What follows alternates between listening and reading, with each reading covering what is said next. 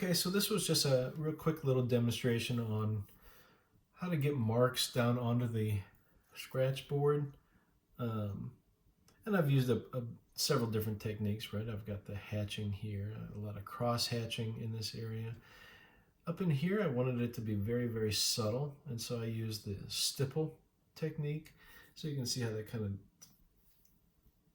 eases this pretty dark area down into this sharp edge.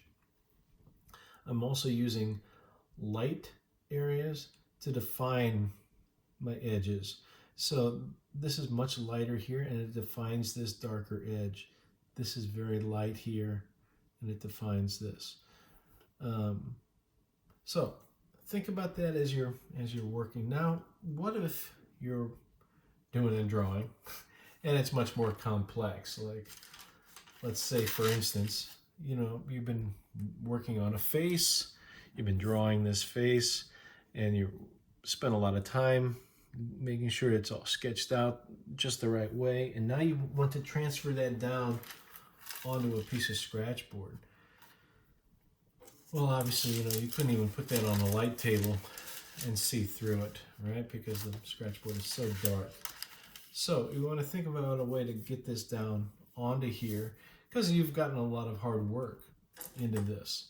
So what I would suggest is develop your drawing as detailed as you possibly need to on a piece of tracing paper. This is the perfect chance to get all the little things worked out, all the details that you need to be thinking about as you're drawing this face out. Okay, and develop that on tracing paper before you even start drawing onto a piece of Scratchboard. So once you get this, what I'm going to suggest is to just take a piece of tape and line this up on your Scratchboard where you want it to be.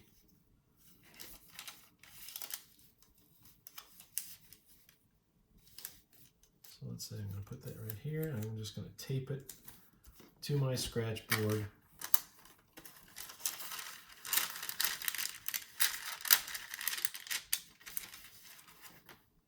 So that it doesn't move. Right. Now, but I'm only going to tape it on one edge so that I can lift up and then put it right back into its exact same place. Now I'm going to take another piece of tracing paper, and I'm going to take a piece of white chalk or white pastel, and I'm just going to put a light layer of white chalk onto this piece of tracing paper. And you want to make sure you get the whole thing covered, but it doesn't have to be like super really hard. Then I'm going to blow off a lot of the dust because we don't want a lot of chalk dust on our final Scratchboard. But now I can take this, and I've created a piece of transfer paper. So this is the chalk side. I'm going to put chalk side down and put it in between my drawing and the Scratchboard. Then I can just trace over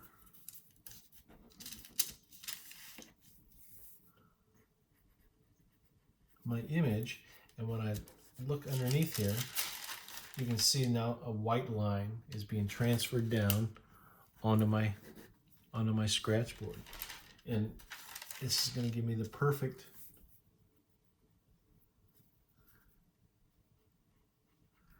guide for me as I want to get into this actual Scratchboard drawing, the final piece, right? I've done all the hard work on the tracing paper. Now I'm just transferring this down, and I'm not going to do the whole thing, but you'll see what I mean. All right, so I can transfer down my drawing, like this. I can lift this up and see where, oh, I forgot that part. Just flip this right back in place and it's already aligned perfectly. I can transfer down some more and see. All right. Then I can take the thing and I can make my little tick marks all along the edge of this. Remember not to draw hard edges, but just make little tick marks to help you see where it's going to go. And then when you're done with that, you can take a piece of kneaded eraser and see, I can just then lift off this extra dust that's off of here and get it right back to its clean black board. And it's ready to go this way. And I can then have a perfect guide for working with my Scratchboard here. Okay, so